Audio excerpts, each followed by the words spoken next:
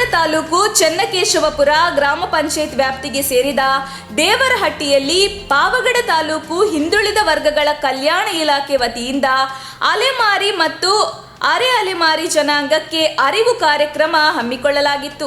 ಸಂಪನ್ಮೂಲ ವ್ಯಕ್ತಿಗಳಾಗಿ ಆಗಮಿಸಿದ ಉಪನ್ಯಾಸಕರುಗಳಾದ ದೊಡ್ಡಯ್ಯ ಮತ್ತು ಬೊಮ್ಮಯ್ಯ ಶಿಕ್ಷಣ, ಮೂಢನಂಬಿಕೆ, ಆಚಾರ ವಿಚಾರಗಳ ಬಗ್ಗೆ, ವಿಶೇಷವಾಗಿ ಹೆಣ್ಣು ಮಕ್ಕಳಿಗೆ ಶಿಕ್ಷಣ ಕೊಡಿಸುವುದರ ಬಗ್ಗೆ ತಿಳುವಳಿಕೆ ನೀಡಿದರು. ಹೆಣ್ಣು ಮಕ್ಕಳು ಮುಟ್ಟು ಆದ ನಂತರ ಅವರನ್ನು 3 ಅಥವಾ 4 ದಿನಗಳ ಕಾಲ ಮನೆಯಿಂದ ಹೊರಗೆ ಹಾಕುವ ಸಂಪ್ರದಾಯವನ್ನು ಬಿಟ್ಟು ಬಿಡಬೇಕು ಎಂದು ಅವರು ಇದೇ ವೇಳೆ ಸಾರ್ವಜನಿಕರಿಗೆ ತಿಳುವಳಿಕೆ ನೀಡಿದರು.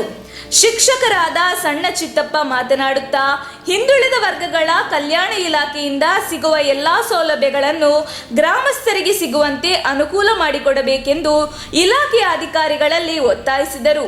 ಇದೇ ವೇಳೆ ಮಾತನಾಡಿದ ಉಪನ್ಯಾಸಕರಾದ ನಾಗೇಂದ್ರಪ್ಪ, ಸಮುದಾಯದ ಜನರು ದುಶ್ಚಟಗಳಿಂದ ದೂರವಿದ್ದು ಮುಂದಿನ ಉತ್ತಮ ಭವಿಷ್ಯಕ್ಕೆ ತಳಪಾಯ ಹಾಕುವಂತೆ ಸಾರ್ವಜನಿಕರಿಗೆ ತಿಳುವಳಿಕೆ ನೀಡಿದರು.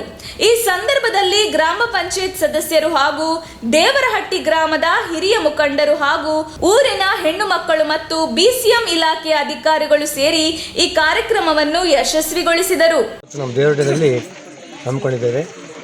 ಈ ಒಂದು ಕಾರ್ಯಕ್ರಮದ ಅಧ್ಯಕ್ಷತೆ ವಹಿಸಿರ್ತಕ್ಕಂಥ ಗ್ರಾಮ ಪಂಚಾಯತಿ ಅಧ್ಯಕ್ಷರಾದಂಥ ಲಕ್ಷ್ಮಮ್ಮನವರೇ, ಸದಸ್ಯರಾದಂಥ ಮಾಲಿಂಗಪ್ಪನವರೇ, ಮತ್ತೋರ್ವ ಸದಸ್ಯರಾದಂಥ ಗುಂಡಪ್ಪನವರೇ, ಆಮೇಲೆ ಮುಖಂಡರಾದಂತಹ ಸಂಚಿತ್ತಪ್ಪನವರೇ, ಉಪನ್ಯಾಸಕರು, ಹಿತೈಷಿಗಳು, ಬಂಧುಗಳಾದಂತಹ ದೊಡ್ಡಯ್ಯ ಸರ್ ಅವರೇ, ಆಮೇಲೆ ಮತ್ತೋರ್ವ ಉಪನ್ಯಾಸಕರಾದಂಥ ಸಂಪನ್ಮೂಲ ವ್ಯಕ್ತಿಯಾದಂಥ ಬೊಮ್ಮಣ್ಣ ಸರ್ ಅವರೇ, ನಾಗೇಂದ್ರಪ್ಪನವರೇ, ಪೂಜಾರಪ್ಪನವರೇ, ಸಣ್ಣಪ್ಪನವರೇ ಹಾಗೂ ನಮ್ಮ ಊರಿನ ಎಲ್ಲ ನನ್ನ ಬಂಧು ಮಿತ್ರರೇ.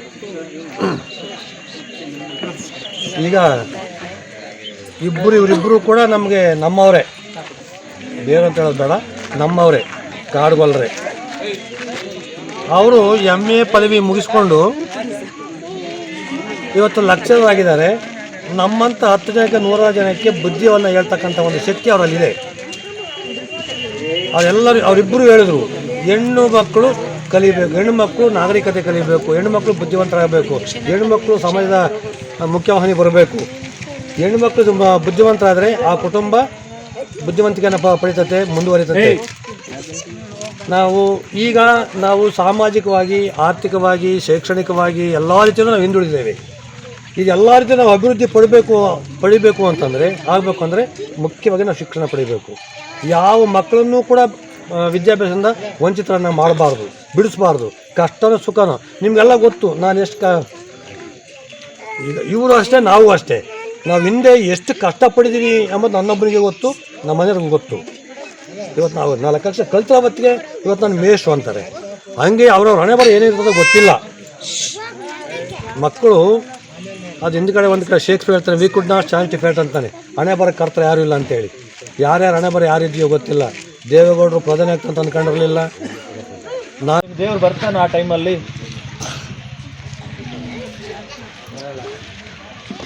ಯಾವುದೋ ಒಂದು ಗೊಲ್ರಟ್ಟಿಯಲ್ಲಿ 3 ದಿವಸ ಅಥವಾ 5 ದಿವಸ ಅಂತ ಹೊರಗಡೆ ಇಡ್ತಾರೆ. ಯಾರೋ ಒಬ್ಬ ಎಣ್ಣೆ ಹೊಡ್ಕೊಂಡು ಬಂದಿರೋನು ಮತ್ತು ಇನ್ನೊಬ್ಬ ಪೋಖರರು ಇರ್ತಾರಲ್ಲ, ಅವ್ರೋಗಿ ಆ ಹೆಣ್ಣು ಮಕ್ಕಳನ್ನು ಅಟ್ಯಾಕ್ ಮಾಡ್ತಾರೆ. ಇನ್ನು ಚಿಕ್ಕ ಹುಡುಗರವರು 17-18 ವರ್ಷದ ಹುಡುಗಿಗೆ ನಾವು ಹೊರಗಡೆ ಹೋಗಿಡ್ತೀವಿ. ಇದು ಸರಿನಾ? ಆಗ ಎಲ್ಲರೂ ಗುಡಿಸಲಲ್ಲಿ ಇರ್ತಿದ್ವಿ, ನಾನು ಕೂಡ. ಒಂದೇ 4-5 ರೂಮ್ಗಳು ಇರ್ತಿರ್ಲಿಲ್ಲ. ಆಗ ಎಲ್ಲರೂ ಒಂದೇ ರೂಮಲ್ಲಿ ಇರೋಕೆ ಆಗಲ್ಲ. ಅದೇನೋ ಒಂದು ರೀತಿಯ ಸೌಕರ್ಯ ಇರುವುದಿಲ್ಲ ಅಥವಾ ನೈರ್ಮಲ್ಯದ ಕೊರತೆ ಇರ್ಬೋದು. ಬಹುಶಃ ನಾವು ಹಿಂದಿನವರು ಯಾವುದೋ ಒಂದು ಕಾರಣಕ್ಕೆ ಮಾಡಿರ್ತಾರೆ ನಾವು ಅದನ್ನು ಮೂಢನಂಬಿಕೆಯಾಗಿ ಸ್ವೀಕರಿಸಿದ್ವಿ. ದೇವ್ರ ಹೆಸರು ಹೇಳಿದ್ರೆ ಎದುರ್ಕೊಳ್ತಾರೆ, ಇಲ್ಲ ದೇವ್ರು ಹೇಳಲಿಲ್ಲ ಅಂದರೆ ನೀವು ಎದುರ್ಕೊಳ್ಳಲ್ಲ. ದೇವರು ಅನ್ನೋ ಭಯನ, ಭಕ್ತಿಯನ್ನು ಕ್ರಿಯೇಟ್ ಮಾಡೋದು ಬದಲು ಭಯನ ಇಟ್ಬಿಟ್ಟಿದ್ದಾರೆ. ಆ ಗುಡಿಸಲಲ್ಲಿ ಒಂದೇ ರೂಮ್, 2 ರೂಮ್ ಇಲ್ಲ, ಏನಿಲ್ಲ, ಒಂದೇ ಗುಡಿಸಲು ಇರ್ತಿತ್ತು. ಎಲ್ಲರೂ ಒಟ್ಟಿಗೆ ಇರೋಕೆ ಆಗ್ತಿರ್ಲಿಲ್ಲ ಅನ್ಸುತ್ತೆ. ಹಾಗಾಗಿ ಆ ಹೆಣ್ಣನ್ನು ಹೊರಗಡೆ ಇಡ್ತಾ ಇದ್ರು. ಈಗೇನಾಗಿದೆ, ಬೆಡ್ರೂಮ್ 2, ಒಂದು ದೇವರ ಮನೆ, ಒಂದು ಅಡುಗೆ ಮನೆ, ಒಂದು ಹಾಲ್, ಇಷ್ಟಿಲ್ಲ. ಎಲ್ಲೂ ಒಂದು ಕಡೆ ಕೂರ್ಸೋಕ್ಕಾಗಲ್ವ ಹೆಣ್ಣನ್ನು? ಕೂರಿಸ್ಬೋದಲ್ವಾ?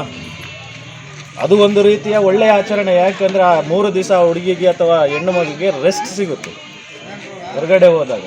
ನಮ್ಮ ತುಮಕೂರು ಮಾಧ್ಯಮದ ವಿಶೇಷ ಸುದ್ದಿಗಳನ್ನು ನಿರಂತರವಾಗಿ ಪಡೆದುಕೊಳ್ಳಲು ಚಾನೆಲ್ ಅನ್ನು ಸಬ್ಸ್ಕ್ರೈಬ್ ಮಾಡಿ. ಕ್ಷಣ ಕ್ಷಣದ ಸುದ್ದಿಗಳಿಗಾಗಿ www.nammathumakuru.comಗೆ ಭೇಟಿ ನೀಡಿ.